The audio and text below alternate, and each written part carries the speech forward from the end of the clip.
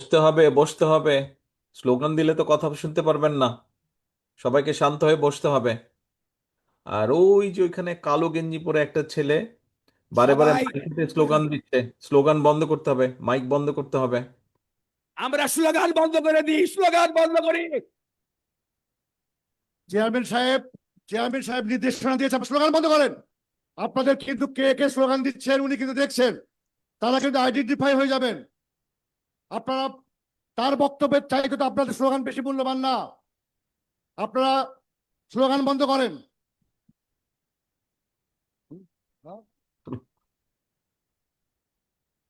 আপনারা স্লোগান বন্ধ, please slogan বন্ধ করেন। যারা স্লোগান দিচ্ছেন তারা কিন্তু আইডেন্টিফাই হচ্ছেন। আমাদের নেতা বক্তব্য শুরু করবেন। শুরু করেন চেয়ারম্যান সাহেব। ক্যামেরাম্যান যে আছেন আমাকে এইভাবে দেখান, সামনে যারা আছে আমি তাদেরকে দেখতে চাইছি। সামনে যে নেতাকর্মী কোথাও যারা। স্লোগান বন্ধ হবে, স্লোগান বন্ধ হবে। সকলেই বসে যান। এ ভাই, তোমার নাম তো জানি না, কালো গেঞ্জি পরে তুমি সামনে এই যে মাঝামাঝি জায়গায় আছো, তোমার হাতের মাইকটা বন্ধ করো। কালো গেঞ্জি পরে স্লোগান কালো দিচ্ছ। কালো গেঞ্জি পরে বসো। কে আছে? এর কালো গেঞ্জি পরে ঠিক কে আছে, আছে এখানে? বসো বসো বসো। এই তোমার বন্ধ বসতে করো। হবে। এই কালো গেঞ্জি বাইকটা বন্ধ করো। এই কালো গেঞ্জি পরে কে আছে? বাইক বন্ধ করো।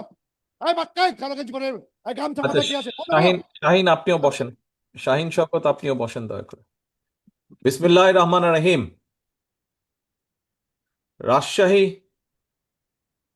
মহানগরী কাউন্সিল, দ্বিবার্ষিক কাউন্সিল 2025 উপলক্ষে মহানগরী বিএনপি আয়োজিত আজকের এই সম্মেলন অনুষ্ঠানের সম্মানিত সভাপতি জনাব অ্যাডভোকেট এরশাদ আলী ঈশা, মঞ্চে উপস্থিত বাংলাদেশ জাতীয়তাবাদী দলের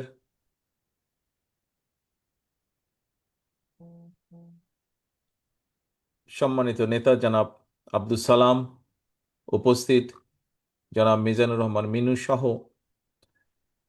সিনিয়র নেতৃবৃন্দ যারা আছেন জেলা এবং মহানগরী পর্যায়ে, এবং আমার সামনে উপস্থিত কাউন্সিলর বৃন্দ, মহানগরীর কাউন্সিলর বৃন্দ, আসসালাম আলাইকুম। প্রিয় ভাই বোনেরা, আজকে আমরা সকলে এখানে একত্রিত হয়েছি রাজশাহী মহানগরী বিএনপির কাউন্সিল উপলক্ষে। এখানে আমরা একত্রিত হয়েছি। আমরা এতক্ষণ আমাদের বিভিন্ন নেতৃবৃন্দের বক্তব্য শুনলাম। আমরা আমাদের সকল নেতৃবৃন্দ তাদের বক্তব্যে তুলে ধরেছেন এই দেশের পুনর্গঠন, দেশের মানুষের রাজনৈতিক অধিকার প্রতিষ্ঠার জন্য আমাদের এই প্রিয় দলের নেতাকর্মীরা কিভাবে বিভিন্ন সময় বিভিন্ন ভূমিকা রেখেছেন বা অবদান রেখেছেন। প্রিয় ভাই বোনেরা, বিগত এক যুগেরও বেশি সময় ধরে বাংলাদেশ জাতীয়তাবাদী দল এবং বাংলাদেশের আরও অনেকগুলো যারা গণতন্ত্রে বিশ্বাস করে, এরকম অনেকগুলো গণতান্ত্রিক দল, রাজনৈতিক দল, তারা স্বৈরাচারের বিরুদ্ধে রাজপথে জনগণের রাজনৈতিক অধিকার প্রতিষ্ঠার লক্ষ্যে আন্দোলন অব্যাহত রেখেছিল। বাংলাদেশের মানুষের সমর্থনে, বাংলাদেশের মানুষের সহযোগিতায় গত বছর 5ই আগস্ট আমরা এই দেশ থেকে স্বৈরাচারকে বিতাড়িত করতে সক্ষম হয়েছি। বাংলাদেশের মানুষের সাধারণ দল মত নির্বিশেষে সকল শ্রেণী পেশার মানুষের অংশগ্রহণের মাধ্যমে যে আন্দোলন গড়ে উঠেছিল, সেই আন্দোলনের প্রতিরোধের মুখে টিকতে না পেরে স্বৈরাচার এই দেশ থেকে পালিয়ে গিয়েছে। প্রিয় ভাই বোনেরা, আজকে এই যে সম্মেলন, আমাদের দলের যে এই সম্মেলন হচ্ছে, এই সম্মেলনটি কেন? এই সম্মেলন একটি কন্টিনিউয়াস প্রক্রিয়া, একটি সাংগঠনিক প্রক্রিয়া। এই সাংগঠনিক প্রক্রিয়া পালনের মাধ্যমে, এই সাংগঠনিক প্রক্রিয়াটিকে অব্যাহতভাবে চালানোর মাধ্যমে আমরা একটি রাজনৈতিক দলকে আমরা সুসংগঠিত করি, দলকে আমরা ধীরে ধীরে গড়ে তুলি, দলের ভিত্তিকে আমরা ধীরে ধীরে জনগণের মধ্যে নিয়ে যাই, দলের উদ্দেশ্য, দলের লক্ষ্য, দলের আদর্শকে আমরা সংগঠনের মাধ্যমে জনগণের মধ্যে নিয়ে যাই। প্রিয় ভাই বোনেরা, একটি পরিবার, একটি পরিবারের ভেতরে যেরকম বিভিন্ন পারিবারিক নিয়ম কানুন রীতিনীতি থাকে, ঠিক একইভাবে একটি রাজনৈতিক দল একটি বিশাল পরিবার, এবং সেই জন্যই এই বিশাল পরিবারটিকে পরিচালনার জন্য এই যে আজকের যে সম্মেলন, এই জাতীয় সাংগঠনিক অনেকগুলো কর্মসূচি থাকে। এই ধরনের কর্মসূচির মাধ্যমে আমরা দলকে পরিচালনা করি এবং একইভাবে দলের আদর্শ, নীতি, উদ্দেশ্য, লক্ষ্য আমরা জনগণের মাঝে পৌঁছে দিই। কারণ একটি রাজনৈতিক দলের লক্ষ্য এবং উদ্দেশ্যই হচ্ছে দেশ এবং দেশের জনগণ। দেশকে কিভাবে উন্নত করা যায়, দেশের সার্বভৌমত্ব, স্বাধীনতা কিভাবে রক্ষা করা যায়, একই সাথে দেশের ভিতরে যে জনগণ আছে সেই জনগণের জন্য, জনগণের উন্নত জীবনযাত্রার জন্য লক্ষ্য রেখে রাজনৈতিক দলের কর্ম পরিকল্পনা থাকে। প্রিয় ভাই বোনেরা, আমরা দেখেছি যে এই যে স্বৈরাচার জনগণের আন্দোলনের মুখে পালিয়ে যেতে বাধ্য হয়েছে, এই স্বৈরাচার যখন এক যুগেরও বেশি সময় আগে এই দেশের ক্ষমতা দখল করেছিল, দখল করার পরে আমরা দেখেছি কিভাবে একে একে তারা গুম, খুন, হত্যা রাজনীতি শুরু করেছিল।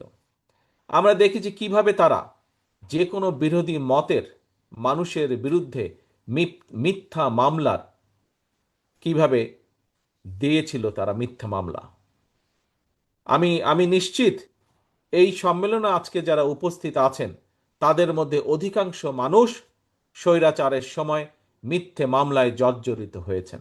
শুধু বিএনপি নয়, বিএনপির বাইরেও এই যে বহু মানুষ হাত তুলেছেন যারা মিথ্যে মামলায় জর্জরিত হয়েছিলেন, বহু নেতাকর্মী হাত তুলেছেন।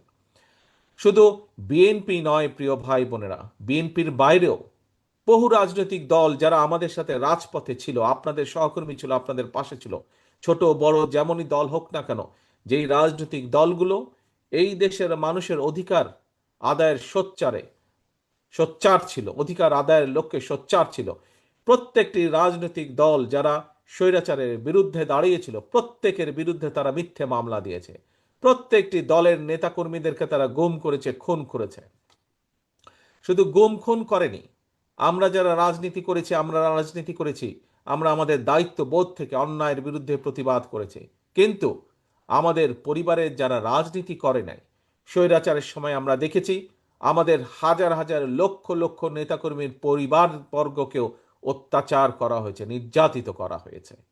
প্রিয় ভাই বোনেরা, শুধু যে রাজনৈতিক দলের নেতাকর্মীদেরকে অত্যাচার নির্যাতন করা হয়েছে, গুম খুন করেছে তাই নয়, রাজনীতির বাইরেও বহু সাধারণ মানুষ যারা বিভিন্ন বিষয়ে প্রতিবাদ গড়ে তুলেছিলেন, বিভিন্ন বিষয়ে সোচ্চার ছিলেন, বিভিন্ন বিষয়ে প্রতিবাদ জানিয়েছেন স্বৈরাচারের বিভিন্ন কর্মকাণ্ডের বিরুদ্ধে, তাদের বিরুদ্ধেও আমরা দেখেছি কিভাবে অত্যাচারের স্টিম রোলার তাদের উপরে চালানো হয়েছে। প্রিয় ভাই ও বোনেরা, আমরা দেখেছি সেই সময় বাংলাদেশের নির্বাচন ব্যবস্থাকে কিভাবে ধ্বংস করে দেওয়া হয়েছে। সেটি স্থানীয় নির্বাচন হোক, সেটি কোনো ট্রেড বডি ইলেকশন হোক, কোনো ইউনিয়নের ইলেকশন হোক, সেটি জাতীয় নির্বাচন হোক না কেন, অর্থাৎ প্রতিটি পর্যায়ে, সেটি মসজিদ কমিটি নির্বাচন থেকে শুরু করে, মার্কেট কমিটি নির্বাচন থেকে শুরু করে, সেটি স্থানীয় পর্যায়ে নির্বাচন থেকে শুরু করে জাতীয় পর্যায়ে নির্বাচন, প্রতিটি নির্বাচনী ব্যবস্থাকে ভেঙে চুরে গোড়মার করে দেওয়া হয়েছে। প্রিয় ভাই বোনেরা, শুধু নির্বাচনী ব্যবস্থা নয়, আমরা দেখেছি বিচার ব্যবস্থাকে কিভাবে ধ্বংস করে দেওয়া হয়েছে। আমরা দেখেছি সেই সময় কিভাবে আইন শৃঙ্খলা বাহিনীকে রাজনীতিকরণ করার মাধ্যমে আইন শৃঙ্খলা বাহিনীকে ধ্বংস করে দেওয়া হয়েছিল। প্রিয় ভাই বোনেরা, শুধু তাই নয়, আমরা দেখেছি বাংলাদেশের অর্থনীতিকে কিভাবে ধ্বংস করে দেওয়া হয়েছে এবং মেগা উন্নয়নের নামে কিভাবে মেগা দুর্নীতি করা হয়েছিল, কিভাবে এই দেশের সাধারণ মানুষের অর্থ সম্পদ কিভাবে লুটপাট করে বিদেশে পাচার করে দেওয়া হয়েছে।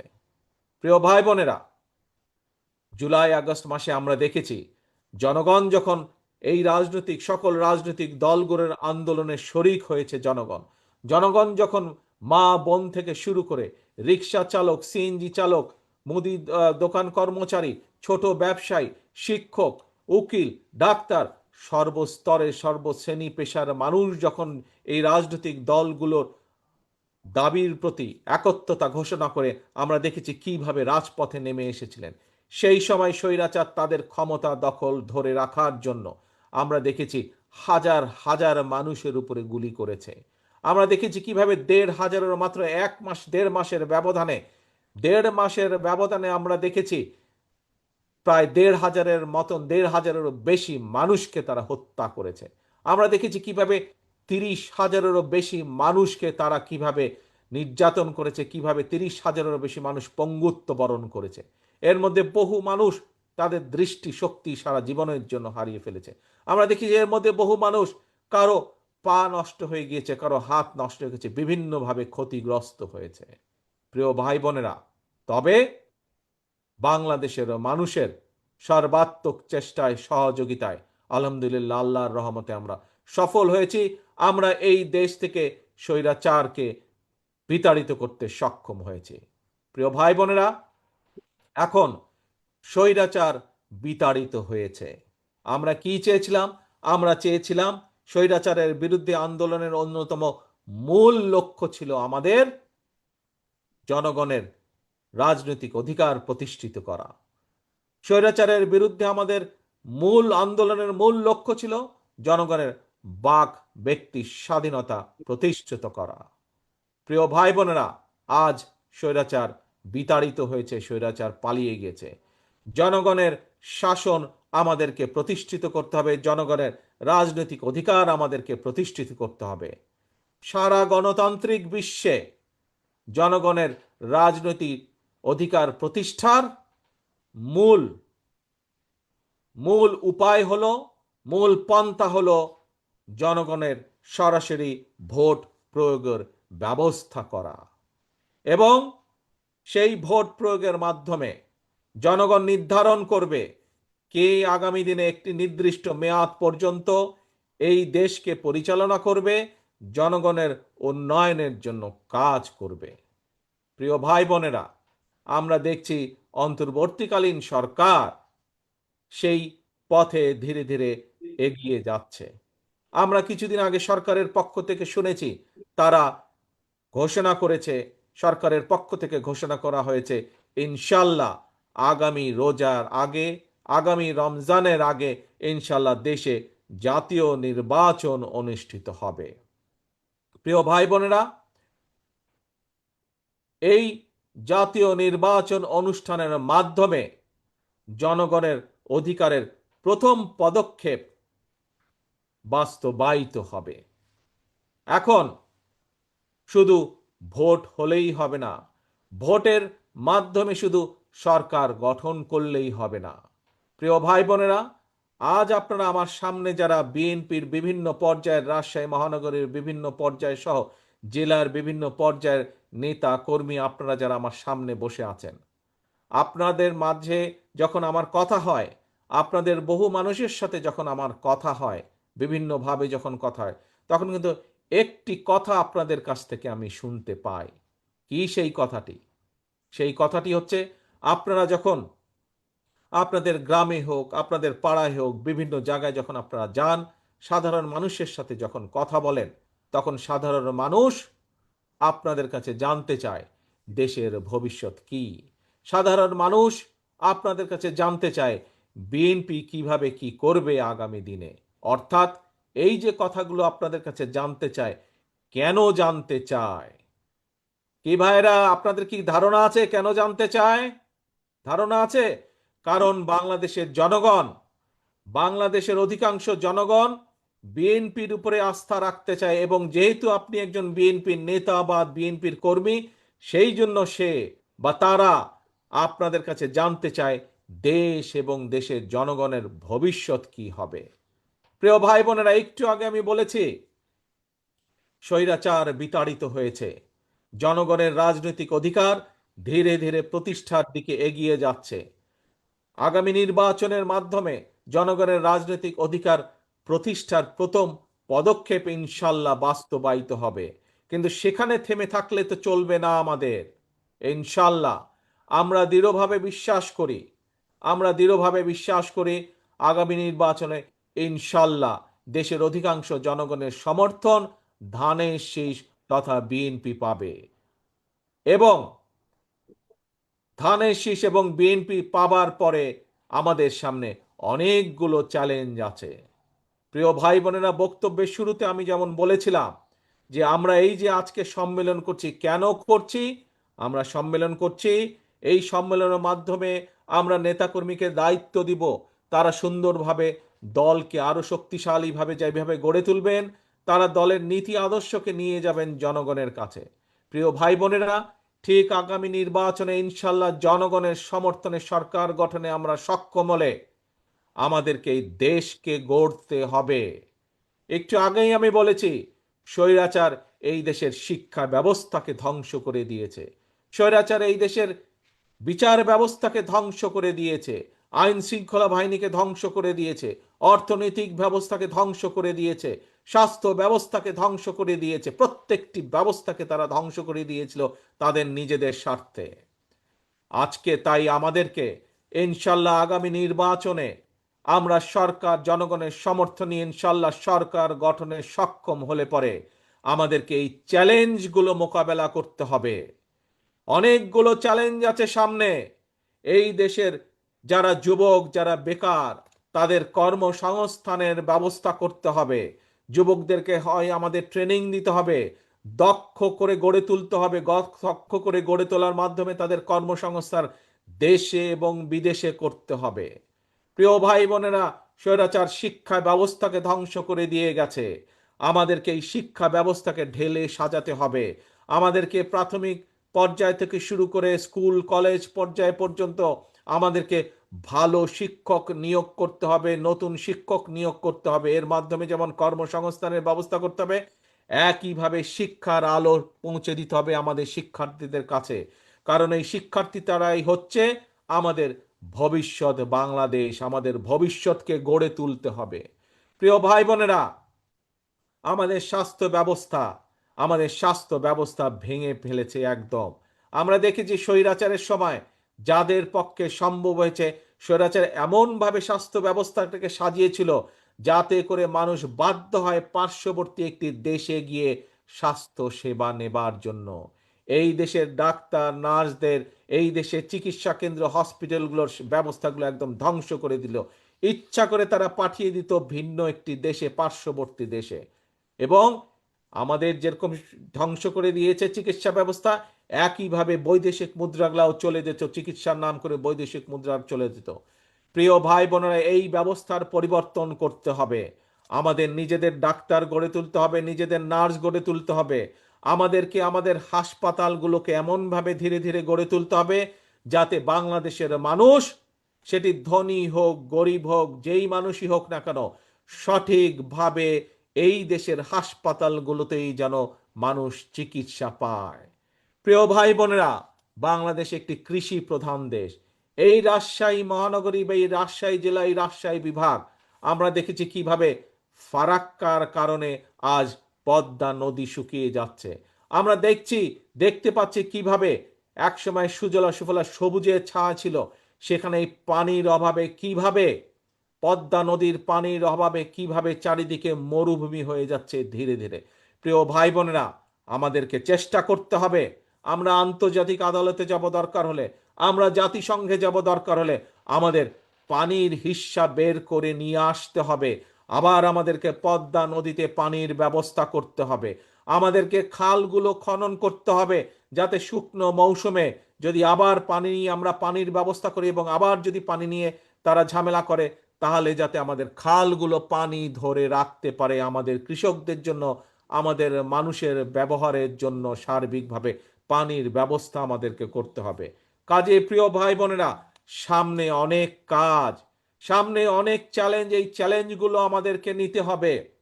আমাদেরকে আমাদের দেশের বেকারদের কর্মসংস্থানের ব্যবস্থা করতে হবে। ছোট ছোট কলকারখানা আমাদেরকে গড়ে তুলতে হবে।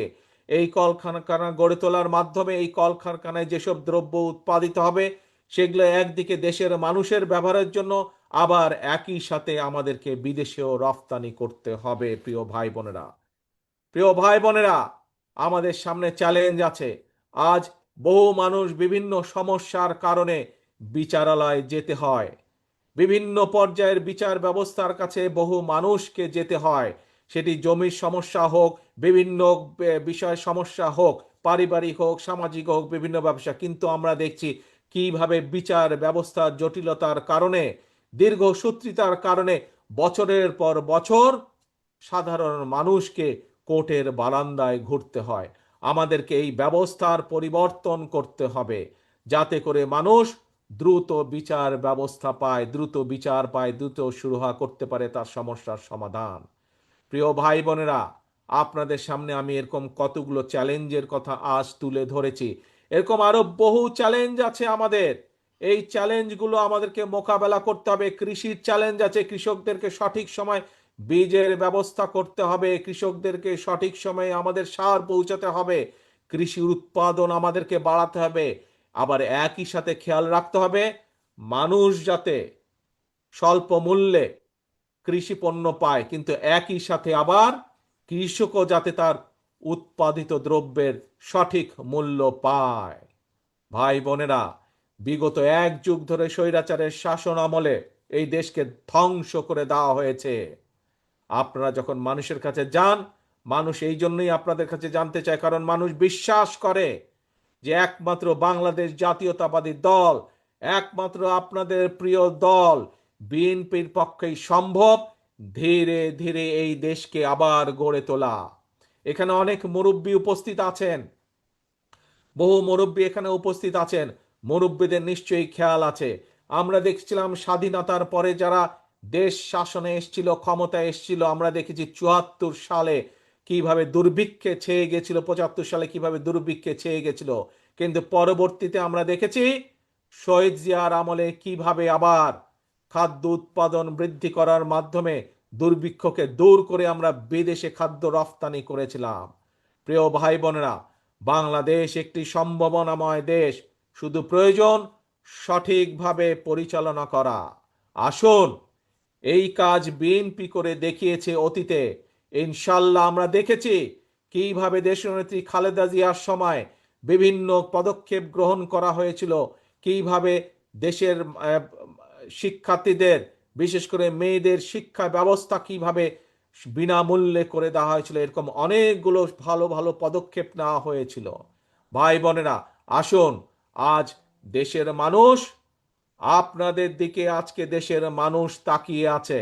দেশের মানুষ আজ বিএনপির দিকে তাকিয়ে আছে, দেশের অধিকাংশ মানুষ, যে বিএনপি দেশকে সঠিকভাবে পরিচালনা করবে। কিন্তু এই যে চ্যালেঞ্জগুলো আছে, যেই চ্যালেঞ্জগুলোর কথা আপনাদের সামনে আমি তুলে ধরলাম, এই চ্যালেঞ্জগুলো যদি মোকাবেলা করতে হয়, তাহলে সবচেয়ে প্রথম কাজ হচ্ছে আমাদেরকে ঐক্যবদ্ধ হতে হবে। বিএনপির সকল নেতা কর্মীদেরকে ঐক্যবদ্ধ হতে হবে। আমরা যদি ঐক্যবদ্ধ হতে না পারি, তাহলে আমরা ওই চ্যালেঞ্জগুলো মোকাবেলা করতে পারবো না। জনগণের আস্থা এবং জনগণের বিশ্বাস আমাদের উপরে আছে, কিন্তু এই বিশ্বাস এবং আস্থা ধরে রাখার দায়িত্ব কিন্তু জনগণের না। এই বিশ্বাস এবং আস্থা ধরে রাখার দায়িত্ব কার? আমাদের সকলের। আমরা যারা বিএনপি করি, জনগণ যাতে আমাদের উপরে আস্থা রাখে, জনগণ যাতে আমাদের উপরে বিশ্বাস রাখে, সে আস্থা এবং বিশ্বাস ধরে রাখার দায়িত্ব কার? কি ভাই, কার এই দায়িত্ব বলেন দেখে? কে? শুনতে পাই না, আমি অনেক দূরে, হাত তুললে আমি দেখতে বুঝতে পারবো যে কার। আপনারা বলছেন কি আপনাদের? ইয়েস, এই দায়িত্ব হচ্ছে শহীদ জিয়ার প্রতিটি নেতাকর্মীর, এই দায়িত্ব হচ্ছে খালেদা জিয়ার প্রতিটি নেতাকর্মীর, এই দায়িত্ব হচ্ছে শহীদ জিয়ার নেতাকর্মীর, এই দায়িত্ব হচ্ছে খালেদা জিয়ার নেতাকর্মীর। দায়িত্ব জনগণের যে আস্থা আমাদের উপরে আছে, এই আস্থাকে ধরে রাখা। প্রিয় ভাই বোনেরা, আসুন, এই দেশ